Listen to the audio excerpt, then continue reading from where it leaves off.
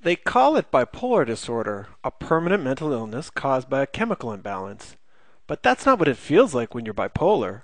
No, for most it feels a lot more like I can't be me disorder. Everyone else seems to be happy, going to school or work, having fun, being popular and successful. Why not you? Why can't you find your happiness? Maybe you do have a problem with your brain. Or do you? Maybe you're not broken at all. Maybe the world is simply not ready for someone like you. Someone who feels life with an extra degree of intensity. Someone who's probably had more than their share of pain at a fairly young age. Someone who has a hard time dealing with how fake and phony the real world really is. But what is real?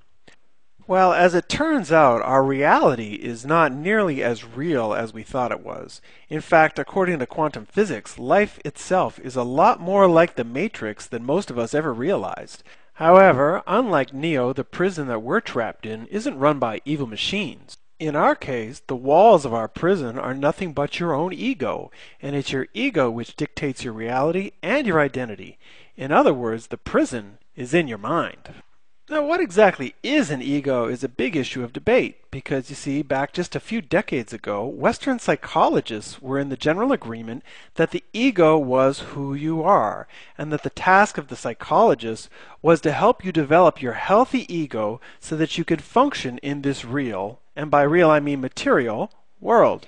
However, starting in the 1960s, some radical thinkers like Harvard psychologists Timothy Leary and Richard Alpert started looking at our ego in an older, mystical, spiritual way. Why? Because these doctors were having mystical experiences themselves, experimenting with hallucinogenic drugs. Says Timothy Leary, I learned more about my brain during the 5 hours I was on magic mushrooms than I had in the preceding 15 years of studying and researching psychology. Dr. Richard Alpert was so overwhelmed by his LSD experiences that eventually he went on a spiritual quest to India. Once there, he was given the name Ram Das by an enlightened guru, and upon returning from India became one of the great spiritual teachers of the 1970s. Now, speaking personally, I've never had any experience with hallucinogenic drugs, or any drugs for that matter, and I don't recommend them. However, it's also obvious that for Doctors Leary and Alpert, taking the hallucinogenics helped them to broaden their understanding of how our minds work. And the big insight that they had with regard to our minds was that the ego is not who we are, because under the influence of these drugs we lose our ego. And yet somehow we're still there. So unlike Freud had suggested, our ego is not who we are. Our ego is who we think we are, but we're not. It's our false self. And it is this false self which defines and limits not only our reality, but also our identity. Indeed, for all of us, our idea of what is real and what is possible is much more limited than any of us could have ever imagined, because our ego prevents us from seeing ourselves and our reality in any other way. So in other words, our egos are literally illusions that we live in which limit our reality. And with that said, the question becomes, well, if the ego is an illusion, why do we need it? Why is an ego important for us? A good analogy is to look at the world. Okay, here's the real world. But this isn't how we see the world. We see the world more like this, the map that has the countries on it. And all of these countries have boundaries. These boundaries are what separate me from you, Canada from the US, France from Germany, this sort of thing.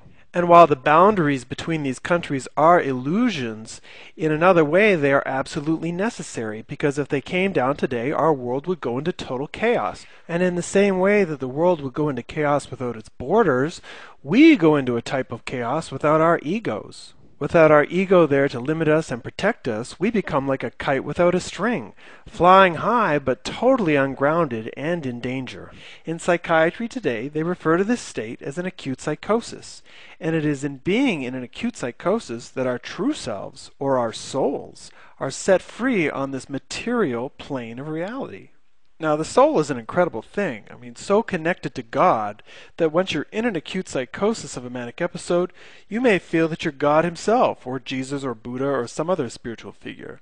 In fact, without the ego there to protect it, the behavior of the soul is compelled towards being completely unrepressed. So, looked at from this perspective, rather than being a mental illness, we can start to see bipolar disorder as being an epic battle happening within the psyche, a battle between the soul, which wishes to be free, completely free to express itself in every way, and the ego, which is attempting to suppress any soulful expression or emotions which it deems to be dangerous to the survival of the body itself. And in this battle, when the soul overcomes the ego, we're in a state of mania or even acute psychosis. When the ego completely overcomes the soul, we go into a state of depression. And it's this unresolved conflict between the ego and the soul which is at the root of the cycling of bipolar disorder.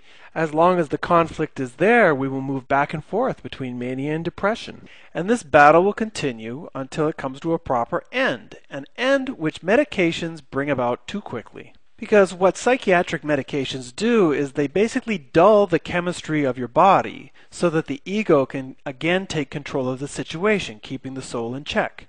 And once that happens, you're considered sane again and you can function in daily reality.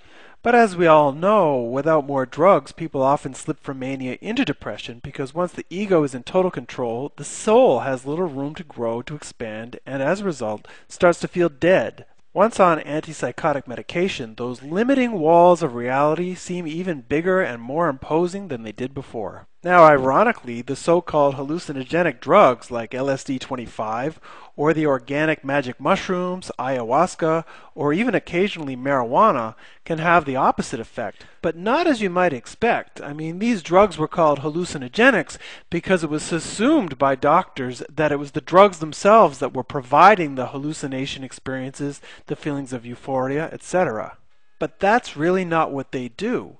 What these drugs do is they cause a collapse, a temporary collapse of the ego functioning.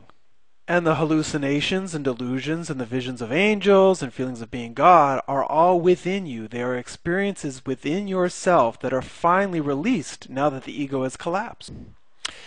Now, for anyone who is bipolar, schizophrenic, or even completely normal, this battle between the true self of the soul and the false self of the ego should seem obvious.